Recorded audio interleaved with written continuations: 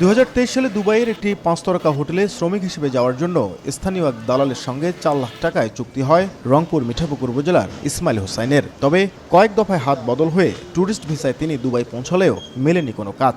পরে আত্মীয়দের সহায়তায় 2 মাস পর দেশে ফেরেন ইসমাইল।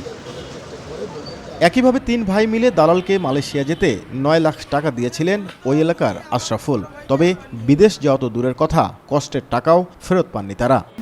ডেট অনুযায়ী যাই, পরে আবার ডেট অনুযায়ী যাই, এইভাবে ডেট অনুযায়ী শেষ। পরে টাকা 3 জনে ধরা খেলেন, টাকা দিল না। খাবার টাইম হলে কান্নাকাটি করতাম পেটের ভোকে। বাঙালিরা আমাকে 10-5 টাকা দিত, আমি খাইতাম। 2005 থেকে 2022 সাল পর্যন্ত বিদেশে কর্মসংস্থান হয়েছে দেশের 1,05,09,208 জনের। এর মধ্যে সবচেয়ে কম সংখ্যা রংপুর বিভাগের, মাত্র 1.8%। বিশেষজ্ঞদের মতে প্রান্তিক পর্যায়ে প্রচারণার পাশাপাশি অবৈধ রিক্রুটিং এজেন্সি ও দালালের দৌরাত্ম্য কমাতে কঠোর হতে হবে প্রশাসনকে। কারিগরি শিক্ষাটা বৃদ্ধি করতে হবে।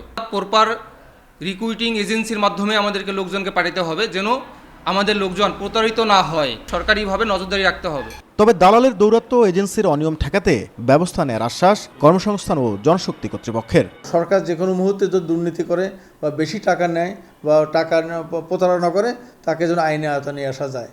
এই কারণে সরকার অলরেডি উদ্যোগ নিয়েছে, এটা খুব তাড়াতাড়ি বাস্তবায়ন হবে। পরিসংখ্যান ব্যুরোর তথ্যমতে 2020-21 অর্থ বছরে রংপুর বিভাগে রেমিটেন্স এসেছে 683.6 মিলিয়ন মার্কিন ডলার। 2023-24 অর্থ বছরে তা কমে দাঁড়িয়েছে 301.03 মিলিয়নে। আর চলতি অর্থ বছরের 9 মাসে এর পরিমাণ 177 মিলিয়ন মার্কিন ডলার। নাজমুল ইসলাম নিশাত, সময় সংবাদ, রংপুর।